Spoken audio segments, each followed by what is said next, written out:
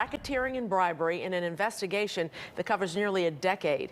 We have a team coverage tonight of Madigan's political past, reaction from elected officials, and the details of the allegations against him. Madigan spent nearly 4 decades as the most powerful person in Illinois politics. WGN's Mike Lowe now live at the Dirksen Federal Building tonight with the latest on the case. Mike? Ray and Micah, good evening once again to both of you. U.S. Attorney John Lausch announced the case here at the Dirksen Federal Building earlier this afternoon. He alleges in this 22-count indictment that former Illinois House Speaker Michael Madigan abused his power and abused the public trust, using his office to enrich himself and his associates. This has been some time coming. Federal prosecutors had been closing in on former Illinois House Speaker Michael Madigan for years. Today, U.S. Attorney John Lausch said Madigan was charged with racketeering, conspiracy, and bribery. The indictment accuses Madigan of leading, for nearly a decade, a criminal enterprise.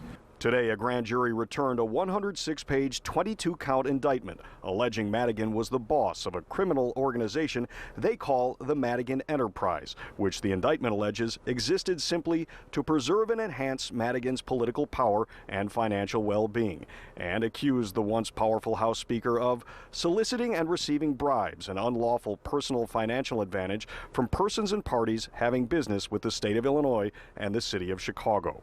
The charges allege that Madigan used his various elected and professional positions to further the goals of the criminal enterprise. Madigan is 79 years old and earned the nickname the Velvet Hammer for the quietly domineering style with which he ruled as the longest-serving state House Speaker in American history, holding his seat for 50 years. He has repeatedly denied wrongdoing. But legal and political observers viewed an indictment as only a matter of time when it was announced in the summer of 2020 that ComEd entered a deferred prosecution agreement with the feds and admitted to the bribery scheme to influence Madigan, agreed to pay a record $200 million fine, and agreed to cooperate with investigators. That led to other indictments of Madigan's top confidant, Michael McLean, ComEd lobbyist John Hooker, ComEd CEO Ann Pramaggiore, and former head of the City Club of Chicago, Jay Doherty.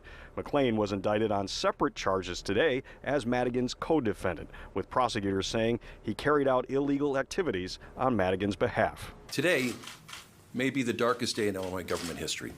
Today, Illinois House Republican leader and longtime Madigan critic Jim Durkin said the corruption alleged in the indictment is astonishing.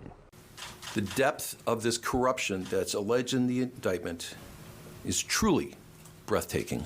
And Chris Welch, the man who took over as Illinois House Speaker when Madigan lost the position, says the indictment could mark a turning point in Illinois politics. Part of my job is to make sure we get out there and show the people of this great state that it is a new day in Springfield and that they can believe in the work that we're doing here today. Lausch said the corruption investigation into Madigan remains open and active. If I've kind of defined our problem as a very stubborn one, but that's why we continue to put the resources that we do into our public corruption cases. We have great agency partners, the FBI and IRS and others, in order to root out the corruption wherever we see it. And in a brief written statement released tonight, Madigan said, quote, "I was never involved in any criminal activity. The government is attempting to criminalize a routine constituent service, job recommendations. That is not illegal. And other charges are equally unfounded." Now, prosecutors are asking Madigan to forfeit more than $2 million they say he got in, quote, ill-gotten gains. If convicted of the most serious charge in this indictment, Madigan could spend 20 years behind bars.